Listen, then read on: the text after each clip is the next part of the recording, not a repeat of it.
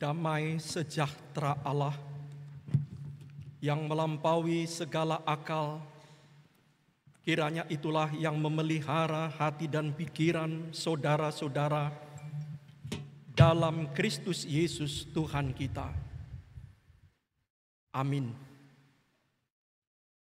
Jemaat Tuhan, sebelum kami membacakan firman Tuhan untuk kita di Minggu Letare, di Minggu Sukacita hari ini, izinkanlah kami memperkenalkan diri.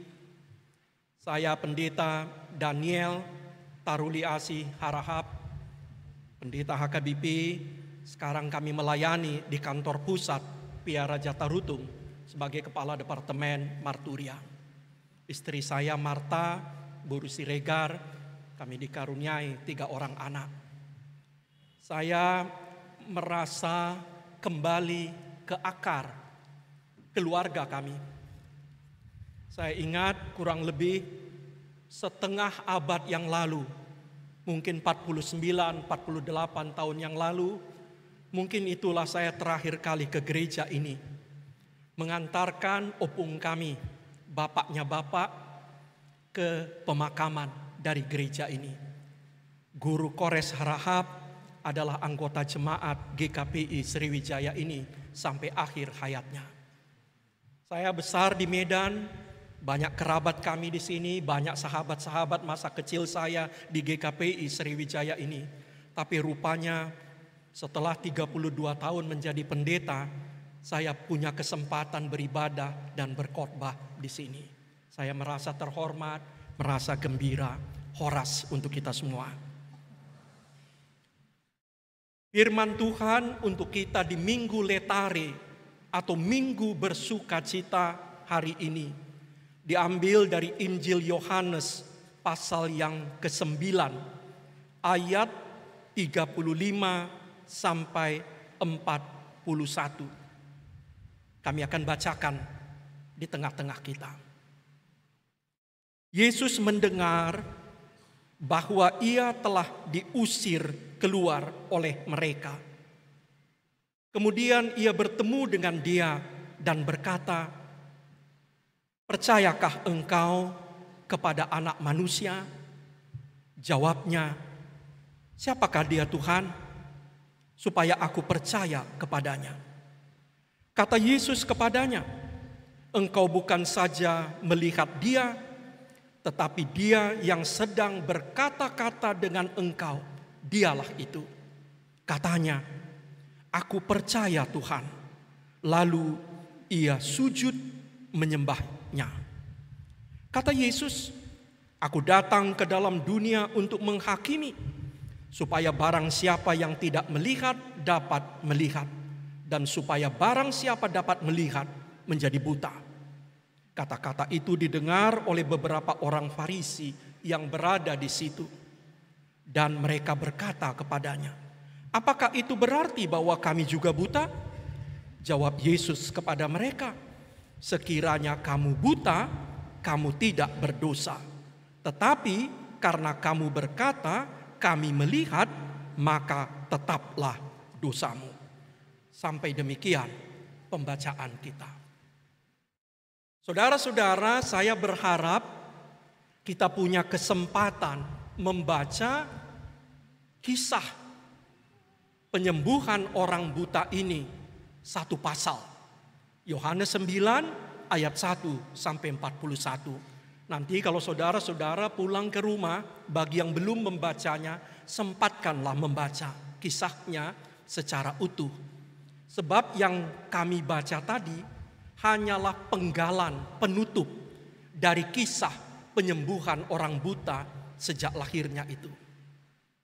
Dan bila ada kesempatan, dan harusnya ada kesempatan, saudara-saudara harus membaca Injil Yohanes secara keseluruhan pasal 1 sampai 21. Kalau kita pakai akhir pekan ini, sebelum hari Senin itu sudah selesai dibaca. Kecuali kita biasanya orang Batak Kristen, sebagian besar itu sangat sibuk pada hari Minggu, malah jadi nggak sempat baca Alkitab. Harusnya kita punya kesempatan membaca Injil sampai selesai. Nah, apa yang kita baca tadi sebetulnya? Setelah Yesus hendak dilempari batu oleh orang Yahudi, dia berjalan terus. Dan dia melihat ada seorang buta. Murid-muridnya bertanya kepadanya, "Guru, siapa yang berdosa? Kenapa orang ini buta sejak lahir? Bapaknya kah atau dia?" Yesus bilang tidak ada yang berdosa. Tapi supaya kemuliaan Allah dinyatakan melalui orang ini. Kemudian Yesus meludah, membuat tanah itu menjadi lumpur, mengoleskannya ke mata orang buta itu, dan mengatakan, "Pergilah kamu membasuh wajahmu di Siloam, di kolam Siloam." Dia pergi, dan ketika dia pulang, matanya sudah tercelik. Nah, orang-orang kemudian berdebat, ini kasih pengemis buta itu atau orang lain? Dan kemudian orang Farisi melihat itu dan memanggil dia. Mereka tidak suka karena mereka takut bahwa makin banyak orang nanti percaya bahwa Yesus itu Mesias. Dan kemudian orang Farisi itu menginterogasi dia. Dia mengatakan, "Aku tidak tahu siapa yang menyembuhkan aku." Orang bilang namanya Yesus. Dia mengadu lumpur, mengoleskannya ke mataku, menyuruh aku pergi membasuh, dan aku pergi dan mataku sembuh. Dan kemudian orang Farisi semakin marah, memanggil orang tuanya. Orang tuanya takut dikucilkan, karena itu orang tuanya mengatakan, "Tanya saja kepada dia, dia udah dewasa." Dan kemudian akhirnya orang buta itu diusir dari sinagog. Barulah yang kita baca tadi, Yesus berjumpa kembali dengan dia dan bertanya, "Percayakah kau kepada Anak Manusia?" Orang buta itu bilang, "Siapa dia Tuhan?" "Akulah dia." Dan dia mengatakan, "Aku percaya." Sesudah itu dia menyembah Yesus. Nah, apa yang mau kita petik dari kisah ini, saudara-saudara? Jadi kalau kita bagi-bagi kisahnya seperti sebuah drama, paling sedikit ada 6 tokohnya. Pertama, si pengemis buta. Jadi biasanya dari dulu sampai sekarang orang-orang pengemis, orang-orang buta, orang miskin itu nggak pernah diketahui namanya. Karena orang menganggap mungkin nggak perlu tahu namanya. Hanya orang besar yang ada namanya. Orang kecil biasanya namanya terlupakan. Juga si pengemis buta ini, dia mengalami 2 kali kesusahan, sudah buta, karena itu miskin. Miskin pula lagi, karena itu dia mengemis. Nah, ketika kita memposisikan diri kita sebagai si pengemis buta itu, apa yang bisa kita petik? Pertama, dia bersuka cita karena dia sembuh secara fisik. Dia tidak pernah punya bayangan bahwa dia bisa melihat karena dia buta sejak lahirnya. Sebagaimana juga kita baca dalam bagian Yohanes 9. Belum pernah ada terjadi dalam sejarah orang yang buta sejak lahirnya kembali melihat. Dia bersuka cita karena dia sembuh secara fisik. Nah, saudara dan saya juga pasti bersuka cita kalau kita sembuh secara fisik. Sembuh dari penyakit. Nah, tapi ada lagi sukacita yang lebih besar dari si pengemis buta itu. Sembuh secara psikis, secara sosial. Dia yang tadinya duduk mengemis, sekarang bisa bangkit, bisa berdiri, bisa berkarya. Dia sembuh secara sosial. Dia tidak lagi dicap sebagai si pengemis buta, si peminta-minta itu. Matanya sudah melihat. Jadi bukan hanya sembuh secara fisik, dia sembuh secara sosial. Tapi ada lagi sukacitanya yang lebih besar lagi. Dia sembuh secara spiritual. Dia berjumpa dengan Kristus Sang Juru Selamat itu. Nah, perjumpaannya dengan Kristus itu melahirkan sukacita. Dan itu bukan hanya dialami oleh si pengemis buta 2000 tahun yang silam. Semua orang yang berjumpa dengan Yesus, semua orang yang berjumpa dengan Kristus pasti akan meluap dengan sukacita. Semua orang yang berjumpa dengan Yesus, termasuk saudara dan saya, akan mengalami perubahan dalam hidupnya dan melimpah dengan sukacita. Lantas, bagaimana kalau ada orang mengaku dia sudah berjumpa dengan Kristus, tapi hidupnya tetap murung? Hidupnya tetap penuh dengan keputusasaan. Hidupnya tetap penuh dengan kelesuan. Saya berani mengatakan dia bohong. Dia tidak berjumpa dengan Kristus. Sebab semua orang yang berjumpa dengan Kristus pasti akan meluap dengan sukacita. Dan itu yang dikatakan Paulus dalam Filipi 4 ayat 4. Bersukacitalah dalam Tuhan. Dia sedang dipenjara, terpasung, tapi dia masih bersukacita. Dan itulah sukacita orang-orang yang berjumpa dan hidup dalam Kristus. Pasti akan penuh dengan sukacita. Nah, saudara-saudara, kalau kita perhatikan tadi, tapi sukacita si pengemis buta itu tidak melepaskan dia dari realitas kehidupan.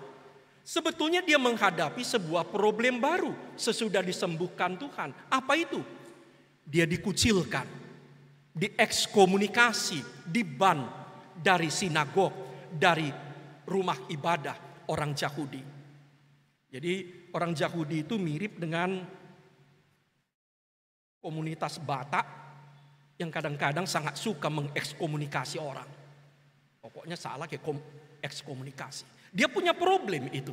Tetapi problem yang dihadapinya itu tidak mampu mengalahkan sukacitanya dalam Kristus. Nah, saudara-saudara, ketika membaca Injil Yohanes ini, pasal 9 ini, kita bisa memposisikan diri, kitalah si pengemis buta itu yang berjumpa dengan Yesus itu.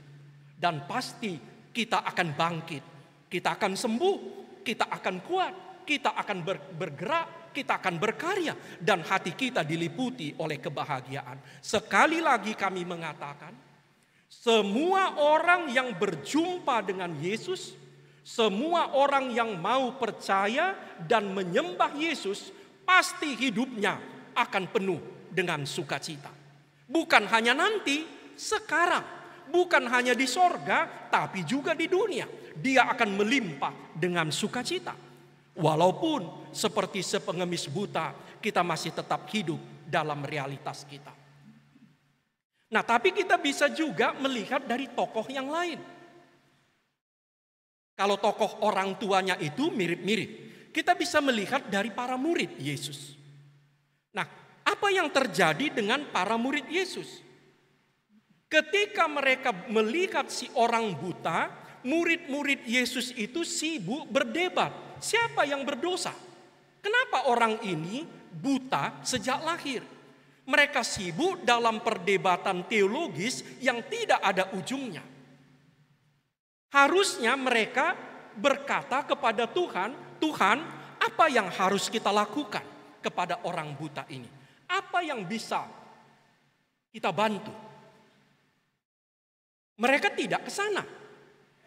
Mereka menjadikan si pengemis buta itu hanya objek pengamatan, objek perdebatan, tapi tidak berbuat apa-apa. Dan itu adalah selalu juga dilakukan oleh komunitas Kristen sepanjang sejarah, oleh gereja, oleh orang-orang Kristen. Kita sibuk melihat orang miskin, memperdebatkannya, kenapa dia miskin. Kita sibuk mempersoalkan kenapa orang ini mengalami berturut-turut kematian, kecelakaan. Kita sibuk memperdebatkan kenapa dan kenapa, tapi lupa berbuat. Ada yang harus dilakukan kepada orang-orang kecil seperti si pengemis buta itu. Dengan kata lain, murid-murid itu hanya sibuk mencari kambing hitam, siapa yang salah, dan lupa mencari solusi. Nah, hati-hati ketika saudara dan saya memposisikan diri sebagai murid Tuhan, sebagai pengikut Tuhan, ada bahaya. Kita bertindak seperti para murid itu. Sibuk dengan perdebatan, sibuk membahas-bahas, tapi lupa melakukan aksi kasih. Lupa memberi solusi. Nah, ada lagi tokoh yang ketiga, orang banyak.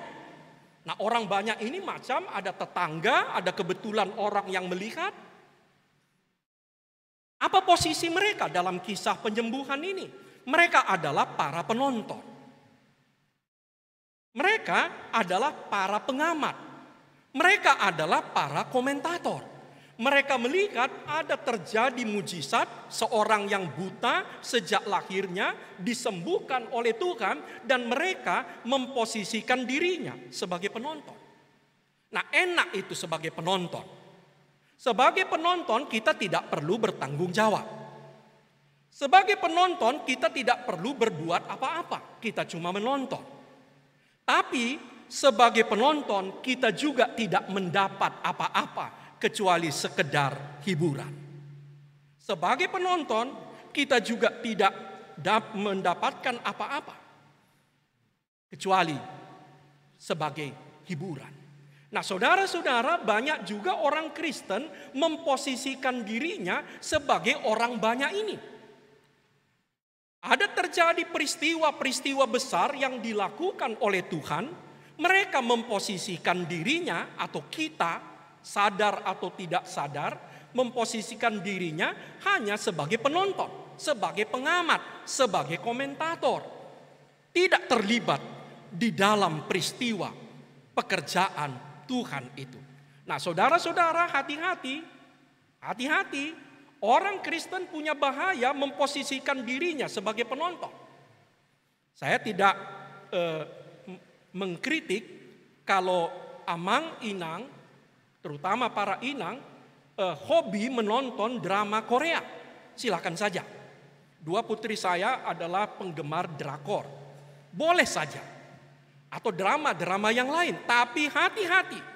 Di dalam iman, di dalam kekristenan, jangan posisikan diri sebagai penonton, sebagai pengamat, sebagai komentator. Kita harus terlibat di dalamnya. Kita harus terlibat dalam peristiwa-peristiwa iman.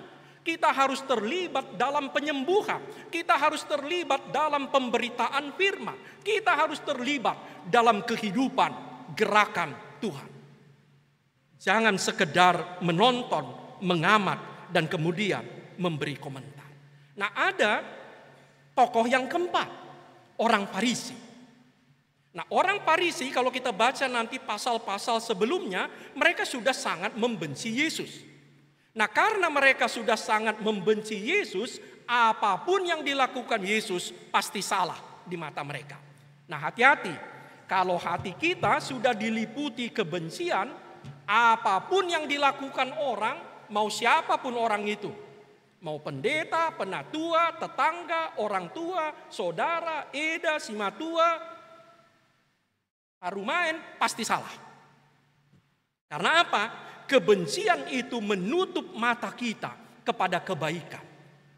Nah, itulah yang dialami oleh orang Farisi itu. Dan mereka selain kebencian, mereka selalu diliputi oleh kalkulasi politis. Mereka takut makin banyak orang percaya kepada Yesus dan kemudian mereka kehilangan pamor, kehilangan kekuasaan. Nah, karena itu orang Farisi itu mencari-cari alasan. Ketemu alasannya. Jadi kalau kita mau mencari alasan menyalahkan orang itu gampang. Pasti ketemu alasannya. Nah, alasan yang mereka jumpai adalah penyembuhan itu terjadi pada hari Sabat. Sebab itu mereka mengatakan orang ini, maksudnya Yesus, ini orang berdosa. Kenapa dia menyembuhkan pada hari Sabat? Bagi orang Farisi lebih penting peraturan Sabat daripada penyembuhan. Padahal kalau lembu mereka masuk ke dalam jurang pada hari Sabat, mereka akan tolong juga. Gak akan dibiarkannya itu sampai Sabat berlalu. Tapi mereka pakai alasan hari Sabat untuk menyalahkan Yesus dan menyalahkan si pengemis buta yang sembuh itu. Nah, hati-hati. Jangan identifikasi diri dengan orang Farisi itu. Tapi ada tokoh kelima, Amang Inang. Kita bisa melihat kisah penyembuhan itu dari tokoh kelima, yaitu Yesus. Nah, kita bayangkan kita bersama-sama, kita di dalam Yesus. Yesus di dalam kita. Bagaimana kita bisa menafsirkan, menghayati kisah penyembuhan ini? Bagi Yesus, pertama-tama, yang paling penting adalah kasih. Karena itulah Yesus tidak melayani pertanyaan muridnya. Siapa yang berdosa Tuhan? Bagi Yesus nggak penting pertanyaan itu. Yang lebih penting adalah mari kita nyatakan pekerjaan Tuhan, pekerjaan Allah. Nah, bagi Yesus ada yang lebih menarik. Yesus adalah orang yang penuh dengan sukacita. Tuhan yang penuh dengan sukacita. Nah, sayang, gereja kita sangat jarang menggambarkan Yesus yang gembira. Saya sudah 32 tahun pendeta, baru satu kali ada melihat lukisan Yesus tertawa di gereja kami, HKBP. Bayangkan, saya sudah 32 tahun menerima tahbisan pendeta. Baru satu kali melihat ada lukisan Yesus tertawa di gereja kami. Yaitu di kampung. Namanya Sirisi-Risi, Dolok Sangkung. Mereka pasang di altar sebelah kiri kanan, sebelah kanan jemaat, lukisan Yesus sedang tertawa, menggendong seekor domba. Bagi saya itu luar biasa. Dan itulah sebenarnya Yesus kita. Saya tidak pernah membayangkan Yesus yang selalu mukanya masam. Saya nggak bisa membayangkan Yesus yang selalu marah, yang mukanya selalu mutung. Kalau Yesus itu mukanya mutung, anak-anak itu pasti lari semua. Nggak berani itu mendekat kepada Tuhan. Kenapa anak-anak berani dipeluk Tuhan? Pasti karena dia tertawa. Saya selalu khotbahkan di gereja kami masih kurang dengan senyuman dan tawa. Datang ke gereja mukanya masam, pulang dari gereja lebih masam. Itu dia mah kita. Mau kemana lah kita? Datang masam, pulang lebih masam. Juga sermon. Itu lebih parah lagi nanti. Saya mau mengatakan, Yesus adalah Tuhan yang gembira. Dan Dia adalah Tuhan yang juga mau memberikan kegembiraannya itu. Dia bagikan sukacitanya kepada si pengemis buta. Nah, saudara-saudara, di sini kita menemukan sebuah misteri ketika Amang dan Inang, ketika saudara dan saya membagi-bagikan sukacita kita tidak hilang, tapi malah makin bertambah-tambah. Itulah makna letare itu, Amang Inang.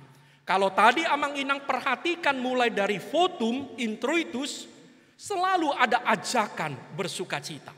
Doa sesudah votum introitus, ajakan bersukacita. Mazmur 5 yang kita bacakan adalah ajakan bersukacita. Dan tema yang ditetapkan bagi gereja kita, sukacita karena berjumpa dengan Tuhan. Nah, karena itu terakhir kali kami mau mengatakan, mari kita berletare. Mari kita bergembira bersama Tuhan.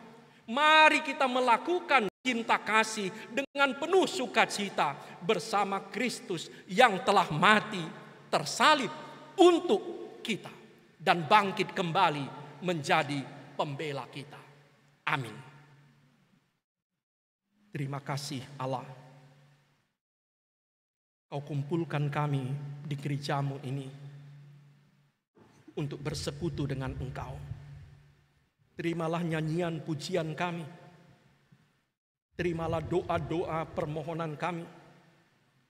Terimalah pengakuan dosa kami. Terimalah pengakuan iman, kesaksian kami. Ya Allah, penuhilah hati kami dengan sukacitamu. Dengan sukacita Kristus Tuhan kami. Dengan sukacita yang berasal dari Roh Kudus itu. Supaya kami dapat berletari, bergembira ria. Biarlah kami selalu berjumpa, mendengar, berinteraksi dengan Kristus Tuhan kami. Sebab itulah yang membuat sukacita dan bahagia kami. Berkati kami di minggu yang baru ini. Berkati anak-anak kami. Berkati pekerjaan, usaha, dan bisnis kami. Berkati para orang tua kami. Dan berkati juga kami dalam pergumulan hidup kami. Semua doa, pengharapan, dan kerinduan, dan cita-cita ini kami persembahkan hanya di dalam satu nama. Nama Tuhan Yesus Kristus. Amin.